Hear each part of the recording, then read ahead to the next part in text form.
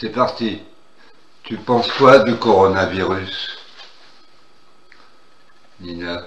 En 2010, l'organisation Melinda, Bill Gates et Rockefeller ont fait une simulation de pandémie. Si dans le monde il y a une pandémie, comment les régimes de différents pays réagiront, lesquels s'en sortiront le mieux?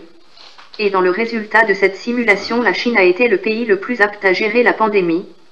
Parce que c'est un régime totalitaire et ils contrôlent l'information dans leur pays. Le résultat des pays les moins efficaces ont été les pays de l'Union européenne. Et selon le résultat obtenu dans cette simulation, la solution à ce genre de pandémie serait les implants biométriques, les puces sous la peau. Au mois d'octobre 2019, une autre simulation a été faite en Amérique. Si un virus émerge du Brésil et qu'il passe par le Portugal, puis par la Chine, ensuite par l'Amérique, que se passerait-il? Quelle serait la solution?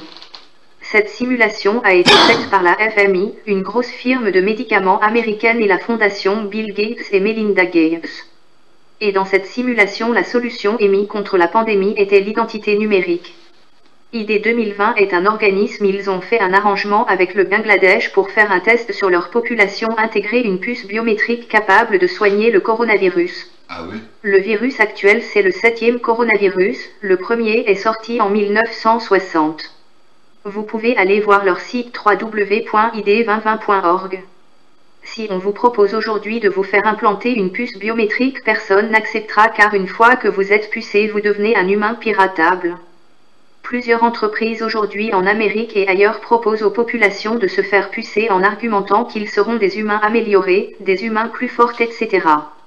Et seulement environ 700 personnes ont accepté en Amérique.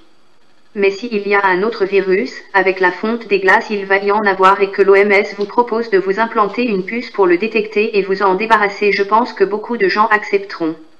Je pense à 95% que l'OMS va faire une déclaration similaire. Par exemple, en Chine aujourd'hui, il n'y a pas beaucoup d'argent liquide. Les Chinois utilisent l'appli WePay. Le but pour l'intelligence organisée et le contrôle total. Le 20e siècle était l'occupation des terres, le 21e siècle sera l'occupation des esprits. Bien, ma chérie, c'est bien. Ok, Faut c'était du bien. liquide, je laisse pas couler une larme, pas une, pas une, pas une. Mais ça ne pleure pas une machine, sinon ça prend feu, chérie. Bah oui. Ok.